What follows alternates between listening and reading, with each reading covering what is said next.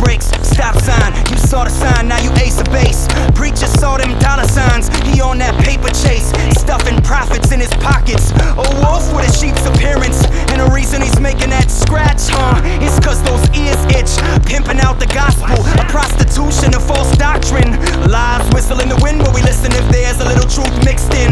Find a pastor that suits you on your TV with a suit and tie. Hitch a ride in his private jet, and you'll be looking stupid fly. Materialism and selfish ambition is a foolish religion. The riches of God's mercy is worth more than your superstition.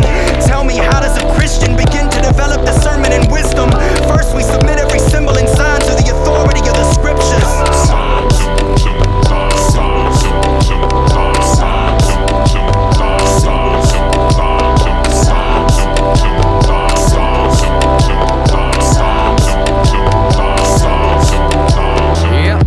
Are you the kind that's completely consumed by symbols and signs? If you are, that's fine.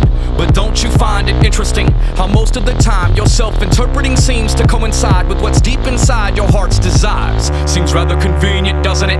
I'm not saying that God can't do it, not saying that God won't do it. That might very well be the case. I'm simply making an observation of how much weight you place on it, what seems to be at stake, and how much of your faith is actually banking on it, and how much of your mysticism is mixed with your religious philosophic system.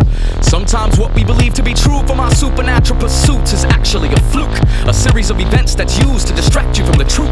But I'll give you a sign that's obvious. One of the most supernatural acts is that God, through His Word, has actually revealed everything pertaining to life and godliness. There's this idea that an individual is somehow more spiritual if he sees these signs and symbols and takes what's normally invisible and makes it simple. But I'll say the mark of a mature man is the one who reads God's Word and understands and allows that to govern his decisions and his prospective plans.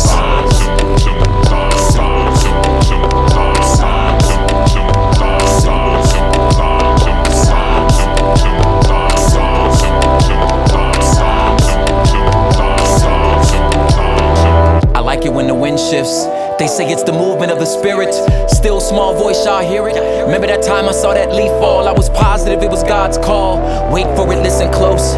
Y'all miss it, I cite Gideon, Samson, Paul. Elijah saw the clouds split and know that God did it. And does it still His presence feels like chills, right? And if I'm honest, it doesn't happen often, something must be wrong. It's boring when my life is more like the book of Ruth than Exodus. I've never seen the parting of an ocean or a cloud by day or pillar by night. Just the normal everyday working of life, where things that suck royally is evidence of His royalty. Scratch your temple so deep it's simple. Silly us, ignore the plain, we prefer a riddle. Dying to see a miracle while holding